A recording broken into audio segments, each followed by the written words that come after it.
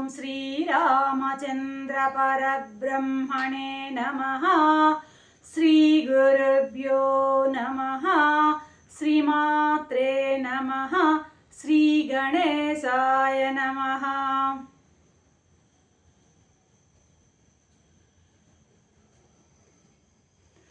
ప్రియాత్మ బంధువులారా, యోగ వాసిష్టం నిర్వాణ ప్రకరణము 584వ భాగం చూడాలి చెప్తోంది సిక్కుధ్వజంతో. ఏమంటోంది? అయ్యా రాజా, ఇంతవరకు నీవు వదులుకోని ఒక పదార్థం ఉందయ్యా. అదేంటో కాదు, రాగం అంటూ ఆపింది నిన్న. నీకు రాజ్యంపై రాగం ఉంది, నీవు నీది అనుకున్న మమ అనుకున్న అన్నింటి మీద నీకు రాగం పోలేదు. ఇప్పుడు ఏ పదార్థాన్నైనా సరే బాహ్యంగా వదిలేసాము అనుకోవడం చాలా సులభం. బాహ్యంగా వదలడం వదిలినట్లు అనిపిస్తుంది, వదిలినాము అని భావనలో ఉంటాం. అయితే ఆంతర్యంలో దానిపై మమకారం నిలిచే ఉంటుంది. అర్థమైందా? కాబట్టి ఆంతర్యంలో మమకారం పూర్తిగా నిర్మూలమైతేనే నిజంగా నువ్వు వదిలినట్టు లెక్క. ఆ మమకారం కనుక ఉన్నట్లయితే, పెట్టుకుని ఉన్నట్లయితే నీకు ఇంకా దాంతో బంధం ఉన్నట్టే, వదిలినట్లు కాదు పూర్తిగా అంటుంది. వెంటనే సిక్కుధ్వజ, అవునా? అయితే ఆ రాజ్యం నాది కాదా? ఆ ధనం నాది కాదా? ఆ ఐశ్వర్యం నాది కాదా? వాటన్నిటి నేను వదిలానని అనుకుంటున్నానే. సరే, అవి నాది కాదు అంటున్నావు. అలాగే అవన్నీ మానసికంగా కూడా నేను వదిలేశాను. అక్కడి నుంచి వచ్చేసాను ఇక్కడికి. మీరన్నట్టు ఇంకా పరిశీలించి చూస్తే ఈ ఆశ్రమము, ఇక్కడ ఉన్నటువంటి పర్ణశాల, ఈ కుటీరము, ఇవన్నీ కూడా నావి కావా? కాబట్టి మీరు చెప్పేదాన్ని బట్టి నాకు అర్థమవుతోంది ఇది అంటున్నాడు సిక్కుధ్వజుడు. హే పిచ్చివాడా, చూడాలా, అన్నీ అంతేనయ్యా, ఇవేవి నీవు కాదు. నువ్వు వీటన్నిటిని వదిలేసి సర్వత్యాగం చేశానన్న భ్రమలో ఉంటున్నావు. కానీ నీకు ఇంకా రాగం అనేది నీ మనసులో ఉన్నది. అలాగా? అయితే నా పాత్ర, భిక్షా పాత్ర, పలహార పాత్ర ఉంది, కృష్ణాజనం, జింక చర్మం ఉంది, కమండలం ఉంది, దండం ఉంది, అక్షమాలు ఉంది, కృష్ణాజనం ఉంది. ఇవి కూడా నావి కాదు కదా మీరు చెప్పేదాన్ని బట్టి అంటూ గబగబా తీసుకొచ్చి కుప్పగా వేసి దాన్ని తగలబెట్టాడు. నావి కాదు, అగ్నికి దగ్ధమని వచ్చాడనమాట. ఇప్పుడు కేవలం నాకేమీ లేదు, నాది అన్న వాటిని అన్నిటినీ వర్జించాను, కేవలం ఇప్పుడు శరీర మాత్రంగా నిలిచాను నేను. ఈ దగ్గరికి ఏముంది నా దగ్గర, ఇంక నాకేముంది, నాకు ఇంకేం రాగం లేదు, ఏం లేదు, నువ్వు చెప్పినట్టు అంటున్నాడు. ఇప్పటికైనా నా త్యాగం సర్వత్యాగం అనిపించుకుంటుందా అని ప్రశ్నిస్తున్నాడు. నాకు నిజంగా అన్ని వదిలేశాను, నా వాసనలు కూడా లేవు, నాలోంచి వదిలేశాను. భగవంతుడి అనుగ్రహంతో నీ వల్ల నాకు మంచి బోధ కలిగింది, నేను అపరిమితమైనటువంటి సంతోషానికి గురవుతున్నాను. నీవే నా గురువు, నీవు ఉపదేశాన్ని నేను సర్వ విధాలా నేను పాటించడానికి సన్నద్ధంగా ఉన్నాను. శిష్యస్తే స్వాదిమాం ప్రపత్తి అంటాడు కదా అర్జునుడు, ఆ విధంగా చెప్తున్నాడు. అంటూ ఆయన ఒక అనుభవ వాక్యం కూడా చెప్తున్నాడు ఇక్కడ. ఏమని?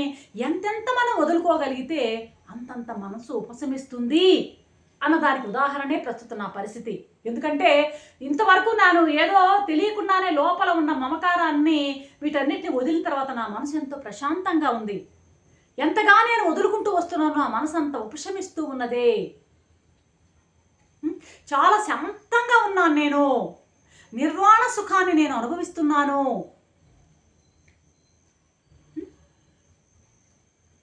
నేను నీ యొక్క బోధ విని అన్ని బంధనాల్ని నేను తెంచుకుని బయటపడ్డాను. ఇప్పుడు ఇంకా ఉన్న ఈ కాషాయం దీన్ని కూడా వదిలేస్తా, అవధూతలాగా అయిపోతా, దిక్కులే నాకు వస్త్రాలు. కాబట్టి ఈ ఒంటి మీద ఉన్నటువంటి కాషాయంబరాలు కూడా వదిలేసి దిగంబరుణ్ణి అయిపోతాను నేను. ఇక ఇంతకన్నా సర్వత్యాగం ఏముంటుంది చెప్పు, నేను ఇప్పుడు సర్వత్యాగం చేశాను అనడానికి అర్హుణ్ణా అంటున్నాడు. అలా అనేసరికి చూడాలా కోపం వచ్చేసింది ఎవడికి. అబద్ధాలు ఆడుకో, మాట మాటకు సర్వత్యాగం సర్వత్యాగం అంటావేంటి? ఏంటో పెద్ద నేను సర్వత్యాగం చేశానని నీకు నీవు గప్పాలు కొట్టుకుంటున్నావు. నువ్వు పైవన్నీ వదిలేస్తే సర్వత్యాగం అని నీకు నీవు కితాబిచ్చుకుంటున్నావా ఏంటి? లేనే లేదు, నటించొద్దు అంటుంది. ఏమన్నా వదులుకున్నా కూడా వదులుకోలేని ఒకటి, వదులుకోలేనిది ఒకటి ఉంది. అదేంటో తెలుసా? ఒక్కసారి జ్ఞాపకం చేసుకో. ఆ ఒక్కటి నువ్వు అన్ని వదిలినా అన్నా కూడా వదలలేవు. ఒక్కసారి జ్ఞాపకం చేసుకో.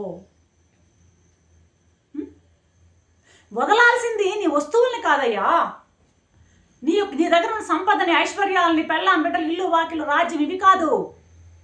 నువ్వు వదలాల్సింది ఒకటి ఉంది. నీ గుర్తు రాకపోతే నేను చెప్తా విను. ఏంటదంటే దేహం ఉంది. ఇంద్రియాలు అనేటువంటి క్రూర మృగాలతో కూడినటువంటి అరణ్యం ఇది. దేహం రక్త మాంసాలతో కూడుంది. అన్నీ వదిలినా సరే నీకింకా నువ్వు దాన్ని అంటిపెట్టుకునే ఉన్నావు కదా, దేహం అనేది ఉంది కదా నీకు అంటుంది. చూడాలి. వెంటనే సికింద్రాజు అర్థమైందమ్మా, అయ్యా చాలా గొప్పగా నువ్వు నాకు ఉపదేశం చేశావు, ఈ ఉపాధిని కూడా నేను వెంటనే తొలగించుకోవడానికి సిద్ధంగా ఉన్నాను అంటూ కొండ శిఖరం పైకి పరిగెత్తి చూస్తున్నాడు అనమాట. ఎందుకంటే అక్కడి నుంచి దూకి శరీరాన్ని వదలడం కోసం. కాబట్టి మోక్షానికి అడ్డమైనటువంటి శరీరాన్ని నేను వెంటనే తొలగించుకోవాలి. ఆ పని ఇప్పుడే చేయాలి. దీన్ని నశింపజేస్తా. దీన్ని గనక పూర్తిగా నశింపజేసుకుంటే అప్పుడు నేను సర్వత్యాగి అని అనిపించుకోవడానికి అర్హుణ్ణవుతాను అని ఉద్యుక్తుడయ్యాడు లేచి కొండ మీద పరిగెత్తడానికి. అప్పుడు ఈవిడ చూడాలా, ఆగాగంది. ఎంత పిచ్చోడు అయ్యా నువ్వు, ఆ దేహం త్యాగం చేస్తే నువ్వు సర్వత్యాగం అనుకుంటున్నావా? ఆ దేహం అసలు నీకు ఏం అపకారం చేసిందయ్యా? మామూలుగా దేహాన్నే అన్ని ధర్మ సాధనానికి, శరీరమాజ్యం కలు ధర్మ సాధనం అంటారు. నీ ధర్మ సాధనానికి ఉపయోగపడేదే నీ శరీరం. సాధకుడు ఎప్పుడు కూడా శరీరాన్నే వదిలిపెట్టి పారిపోడు, వదిలించుకోవాలనుకోడు.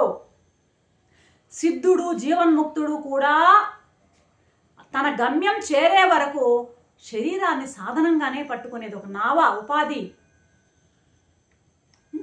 కాబట్టి గమ్యం చేరే వరకు ఆ నావని, ఆ తీరం చేరే వరకు నావని వదలడు.